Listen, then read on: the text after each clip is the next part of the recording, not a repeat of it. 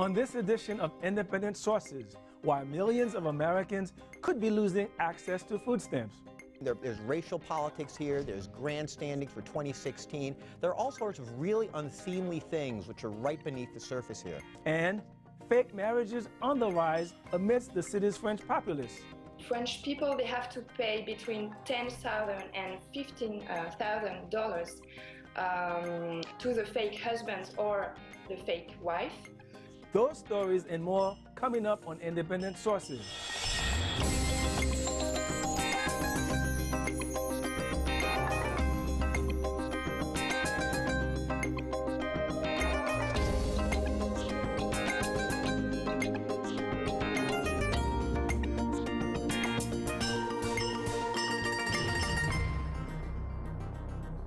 Welcome to Independent Sources. I'm Gary Pierre-Pierre.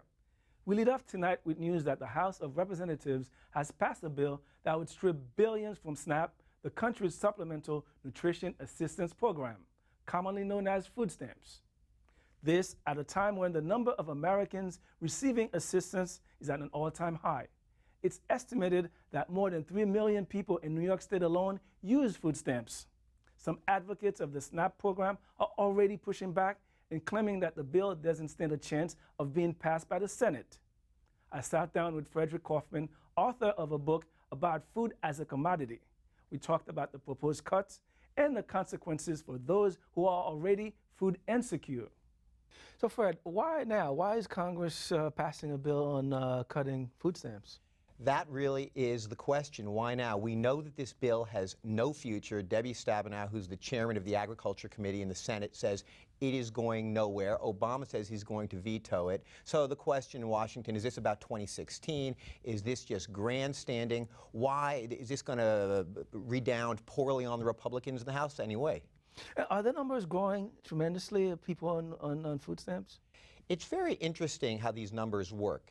We see a huge spike in the price of food in 2008, right at the height of the meltdown. And then again, the price of global food goes higher than it's ever been in 2010, 2011. And so indeed, we see now 48 million Americans on food assistance. And so that is roughly double what we saw, well, not quite double, but almost double what we saw in 2006. So this program is growing. However, if you look at the poverty statistics, people say, well, the recovery is in full swing. Well, sure, the recovery is in full swing for the top 5%, for the top 2%. The bottom 40% is doing 6% worse in real dollars, adjusted for inflation. And so what we have here is this extraordinary number of people who are food insecure in this country. Now, they're talking about $40 billion cut in this program. In a $700 billion program. Yeah. So now, how are people supposed to make up that difference? Well, they can't. It's completely outrageous. I mean, let's look at who's getting the assistance in the first place. Yes, I mean, let's talk about that. I mean, for the most part, these are children, Gary. I mean, these aren't people who can be out there working. And in fact, the studies show that if you want to move out of poverty, this is a very effective program. That in fact, children who are undernourished have much less of a chance of ever moving out of poverty. And so this is a fabulous program. More than half the people, well, just about half the people on the program are children. Then we have veterans, then we have the disabled. I think it's only about 1 in 5 actually are between, working age, and they're only right now eligible for 3 months. It's just cold-hearted. It's callous and cold-hearted class warfare. It's grandstanding in this outrageous way, and it's very dangerous. I mean, Paul Ryan should know better. Paul Ryan. Why should he know better? I'll tell you why he should know better, because in 2008, there were food riots in America. There were food riots in his home state. Of Wisconsin. Exactly, in Wisconsin. That's where people are rioting, up in arms. I mean, this is, food insecurity is a threat to national security. So they're smart people, reasonably smart. They should know this. Why are they still bringing this up? That's what I'm sort of like perplexed about. Why? So a couple of years ago, it's a very quick story. I did a lot of work over at Fox Business News, Bulls and Bears, and I got to know these guys over there, and I would say to them, you're smart people, kind of what you're asking me. Why are you thinking these outrageously dumb things? And, well, the truth is that they've all drunk the Ayn Rand Kool-Aid. Which is? Well, they think that the elites need to run things, and if people are starving, that's a good thing. They'll die. You know, and there's, That's a cynical view of things, isn't it? It's a deeply cynical, dangerous, frightening view of things. And also, it's wrong. It's not true. Poor people who don't get enough to eat don't simply die. What they become is a large social problem. I know that there's a move to trim the budget, balance the budget, reduce the deficit. Couldn't they lopped off $40 billion out of the Pentagon budget with very little the $648 billion? You know, this is actually so de minimis, Gary. The numbers here that we're looking at are very small. I think Paul Krugman estimated it's less than 1/4 of GDP that we're talking about. I mean, I think they're just trying to make some sort of a philosophical point, but they're not thinking it through. Mm-hmm. Now, you mentioned twice, I think, about food insecurity being a national security problem. Yeah. Can you explain that a little bit more? Yeah, I wrote a piece for the Huffington Post not too long ago saying that Paul Ryan must be friends with Al-Qaeda. And I'll tell you why. I'll tell you why. I know it sounds outrageous, because the number one way to get unrest in a country, political unrest, to get the middle class out in the street, is to take the price of hamburger meat up to $20 a pound, to take the price of bread to 15 bucks a loaf.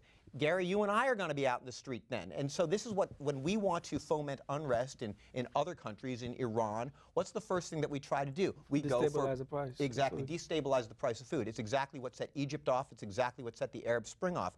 You know, we have to remember that not too long ago there was food insecurity in this country. There still is food insecurity in this country. And this is just it's a fabulous program, and it's a great way of stabilizing. I mean, we have a reputation of being able to feed the world because we have so much abundance in food storing capacity and all of that. So why going after this right now? Again, to go back to the questions of why. I just really don't understand why this issue right now. If we're going to go global on it, the hunger numbers are beyond the beyond. We've been, quote unquote, stabilized since about 2008 at 1 billion hungry people on Earth. And that's because the price of food has just gone up and up and up, mostly because of Wall Street investment in commodities. They realize this is a good place to put their money. I am not sure why they are making this move at this point, because it's just going to redound badly on them. Give me a little bit more information on this Wall Street and the connection with food insecurity. Well, Goldman Sachs put together derivatives back in the 1990s, followed by all the large banks, by J.P. Morgan Chase, basically allowing people to bet on the price of global food. And of course, what a great investment. I'm betting on it, the price is going up, I'm making more money. Of course, every uptick of the price of food are children globally moving into poverty. And so right now, Dodd-Frank was supposed to take care of these loopholes that allowed banks to move into the commodities business. But they have not been able to. They've not been able to close the door. And now the large banks are petitioning for more freedom to make derivatives out of commodities. One of the arguments that I read from the Republicans was that Bill Clinton argument that he reformed the welfare and food stamps, so why not now? Yeah, what do you say to that? Reform is great, and Bill Clinton, right, made some needed reforms, but those reforms are actually in place right now. You know, there's another reason. You know, there's an elephant in the room, and that's race, which is that there's this very strong perception out there, oh, we're feeding a bunch of black people who aren't working. That is not the case. About half the recipients of food stamps are white. African Americans account for just under 1/4. It's a total outrage. So once again, there's racial politics here, there's grandstanding for 2016. There are all sorts of really unseemly things which are right beneath the surface here. All right. Well, Fred, thank you very much. Thank you, Gary. Still to come on the show, the French and fake marriages. Before that, Zafis Lebrun has some other news. Thanks, Gary. Here's a look at some headlines from the ethnic and community media. From Novogenic, Poles in Greenpoint, Brooklyn are petitioning to preserve their presence in the area. Polish immigrants once dominated Greenpoint. Today, it's one of the many Brooklyn neighborhoods that's being gentrified. Community Board 1 Chairman Christopher Olachowski started a petition called Greenpoint for the Poles. The petition demands that local politicians give priority to Polish immigrants who've been forced to relocate to other neighborhoods, and that they be consulted when important decisions regarding Greenpoint's development are made. Is the city doing enough to promote the Bronx as a tourist destination? El Diario La Prensa spoke to the director of McBronx Historical Tours, Alexandra Maruri, who says the city only promoted the Bronx once throughout 2013. She thinks that Manhattan hotels are to blame, since many of the tourist pamphlets they hand out don't include information on the borough. Emily Mayrath, Director of Communications at NYC and Company, says her agency does provide booklets on attractions around the 5 boroughs. She also says they launched an initiative with Mayor Michael Bloomberg back in March called Neighborhood by Neighborhood to increase the number of tourists who visit these areas and support local businesses. From the Uptowner, historic Harlem churches are working to alter their services to attract younger churchgoers in order to survive. This, as a Pew Research poll finds that younger Americans aren't as religious as their elders. The Uptowner found that there are only 10 regular members of the St. Mark's United Methodist Church between the ages of 18 and 35. Most are over 60. Facing the same age disparity, churches like Andrew's Episcopal Church on 127th Street have been occasionally foregoing religious hymns to incorporate upbeat gospel tunes to keep young people entertained. Smartphones have just become kosher. The Ford reports that a cell company called Rami Levy Communications will begin selling modified smartphones to ultra-Orthodox Jews. Since leaders among the group have denounced technology and the internet as evil, the company has removed their phone's ability to surf the web.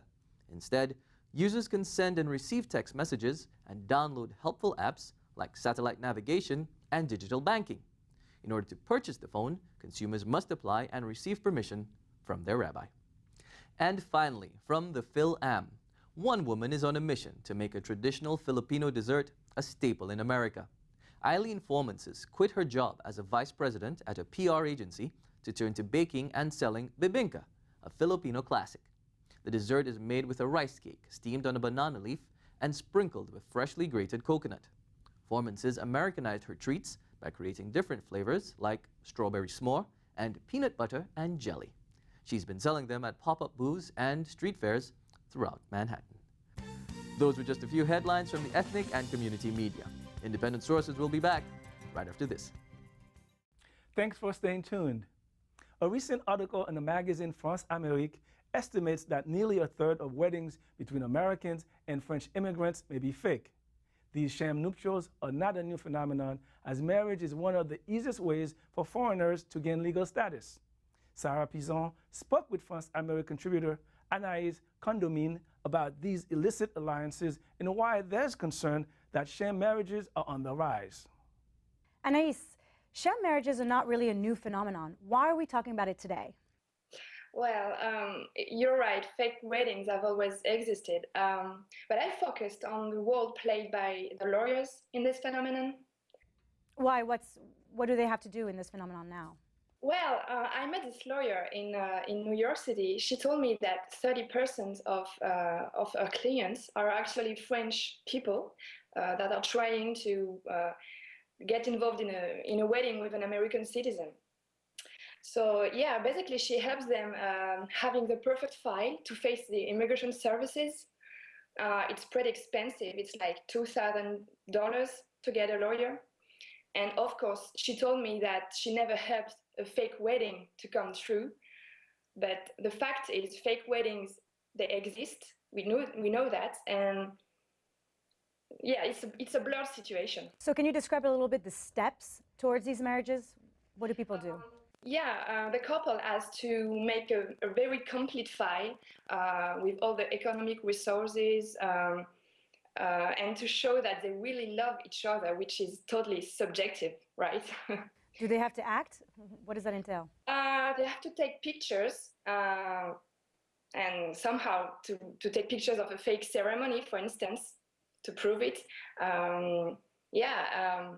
And to put this into the file for the interview with the immigration services. Going back to the cost, you said that people have to pay the lawyer $2,000. What about the cost? Is there additional costs to that? Yeah, it's a good question because it's very, very expensive.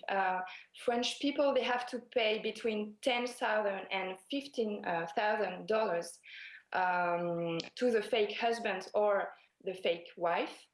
And you have to add the lawyer, the paperwork, the fake parties, the fake pictures. It's all very expensive. How do French immigrants afford to finance this fake marriage? Yeah, I wonder because actually their profile, is all the same. They are very young, but they have diplomas in France, and they're very motivated to get a very good job in New York. They're hoping the situation is better than in France, actually. So yeah, they find the money, but it's very hard for them. How did you get people to speak to you about this sensitive issue? It's actually very easy because they are all around me in New York. When you speak a little bit to young people, you're like, oh, I know people who did that, or I did that. So I spoke to 4 or 5 people who got involved in fake weddings, and you can find more easily. Have the authorities caught on to this phenomenon? Is it easy to catch people? Well, it's very hard for them, but they are aware of it. So in 2004, they created this new unit, to watch and to catch the fake weddings and the frauds. In theory, it's harder to get involved in the fake weddings, but it's still way easier for the French people than for other nationalities to get the green card than Mexican people, for instance. How do you know that? How did you find that out? I've been told, and I'm working on the reasons, and I'm trying to understand exactly why it's harder for them. But for now, the immigration services are really suspicious with them, more than for French and diplomatic people. And so what are the consequences to getting caught? Or you can be, you have to leave the US until the end of your life. It's like forever. And for the lawyer, is losing his job. It's a big deal. Is there a fine to pay as well? Yeah, it's like a huge amount of money. I don't remember. It's like 30,000 or something like that. What about the US citizens? Do they get in trouble as well? What are the consequences for them? Yeah, they have a fine, but they can't leave the territory. They can stay, but they have to pay a big fine. A big fine. Do they risk prison? Yeah, also. They can go to jail. Mm-hmm. How is same-sex marriage now going to affect the numbers of these marriages in the future?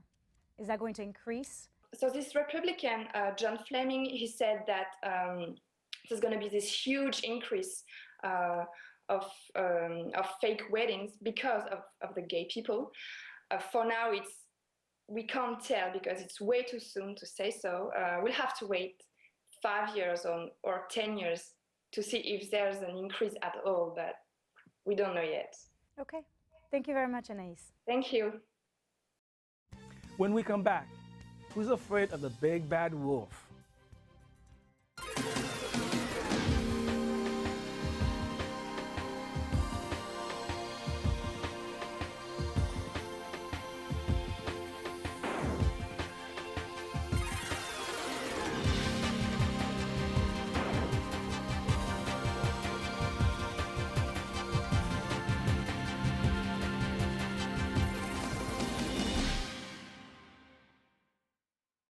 Mr. Wolf versus the Three Pigs is a novel that puts a new twist on the old nursery rhyme. The book pits Mr. Wolf against the three little pigs in a courtroom drama that's supposed to entertain as well as educate readers on the legal system. The book's authors, Donna and William Guillaume, joined me in studio to talk about why they decided to write this story. Donna, why this fairy tale? There are tons of fairy tales, but you chose this one to illustrate the story about our legal system. Well, we chose Mr. Wolf v. the Three Pigs because it was just a coincidence. My husband and I were driving home. He was picking me up from work because I'm a college professor. And he just said, what would happen if Mr. Wolf took the Three Pigs to court? And it just started from there. And it was just a joke, and we just started talking about it. And then he said, why don't we write this? And I said, well, I don't write fiction. I write more academic type stuff. And then he started audio taping it. And then from there, it just kind of evolved. And originally, it was supposed to be a children's story. And then it just evolved into because I teach criminal justice, so it kind of involved into stories about justice and all this other type of stuff. So it was a kind of an accident. Donna, you were able to get this book to be required reading at St. Joseph and Kingsport Community College. Yeah. How did you manage that? Because it's everything I realize is about relationships. And so I know people at these places, and when they read the book, one of the professors, he was just like, oh my gosh, I love this story. And he just felt that, because at Kingsborough is in class called Community and Minorities, and Mr. Wolf kind of relates to the oppressed and the person in society who's stigmatized. And so he felt this story was good because it also talks about the legal system. Because what the book is about Mr. Wolf from when he gets the lawyer to the end, where he hires a lawyer, the jury system. So it teaches students about the court system at the same time. So ultimately, what is the message? What do you want people to get out of this book after reading this book, to have a better understanding of the court system or legal system, or what? My vision was to create books that is fun, that people want to read. You know, they assign these books to these kids, and the kids try to read 4 or 5 books the last week of summer, you know, before they go back to school. So it's about fun, you know, make it reading fun, multiple characters, have the characters interact, and then you actually learn something about the legal system. And what are people learning? I mean, what do you think, what kind of feedback you've gotten when people pick up the book, and what did they tell you? Well, the response we've gotten so far is that people love it. And they think it's funny. And a lot of them like, well, some of us, they compare it to like Animal Farm, but the legalized version. Some people say, well, what made you think about this? That was like one of the first questions we got. Or they call it a classical twist on an old fairy tale that they know. And a lot of people, when they think about Mr. Wolf, they think it's a children's book. But then when they start reading it, they realize it's a book that the whole family could read. But you have an illustration of it like it would be a because we wanted to make it fun. But when you actually start reading it, there's actual court documents in there. There's a subpoena in there. There's the complaint in there. So you actually get to see the court system as it evolves. And then a lot of Mr. Wolf comes from just watching TV and all these high sensational trials, the Casey Anthony trial, and then just seeing how the media responded. And so a lot of it also is a take on how the media's perception of humans or people or animals affects how people view society or individuals. William, you wanted to say something? And we could take away a lot from the book. If you're just into animals and animal rights, that's the book for you. Because some people are going to read. We're talking right now about the deeper underlying message. But the real message is, there's a next message, caring about animals, you know, animal rights. You know, when you go around the world, you see the big 5, the lions, the elephant, people is shooting and killing these animals and saying that it's a sport. I mean, what sport to shoot a big elephant? I mean, there's supposed to be some degree of difficulty when you in sport. That's my take on it. We're shooting an elephant, a lion, a tiger. I don't see no degree of difficulty in that. I don't see no sport in that. So it's about caring about animals also. It's about basically the rights of people and animals, because we have to care about these things. It's very important. Speaking of rights, do you find that most people know their rights? Absolutely not. Even though I teach criminal justice, even my students, a lot of them don't know their rights. And so one of the things I'm involved in is the Stop and Frisk Project. And so just basically going outside and doing a lot of research and talking to people, a lot of people don't know what their rights are. And so one of the things that Mr. Wolf does, it kind of teaches people about what rights there are. Human rights, animal rights, and just rights in general. And that basically one of the things that Mr. Wolf wants to set straight is his legacy. And in terms of how do people perceive you and what's the legacy you leave when you leave this earth. And that's something that I'm really big on in terms of what's the legacy we leave when we leave this earth. All right, well, thank you. Good luck. All right. Great book. Enjoyed it. Thank you so much. Appreciate it. Thank you very much. Thank you, Gary. Thank you, Gary. Finally, one of the key features of the Affordable Health Care Act, more commonly known as Obamacare, is health insurance coverage for 40 million Americans who are currently uninsured.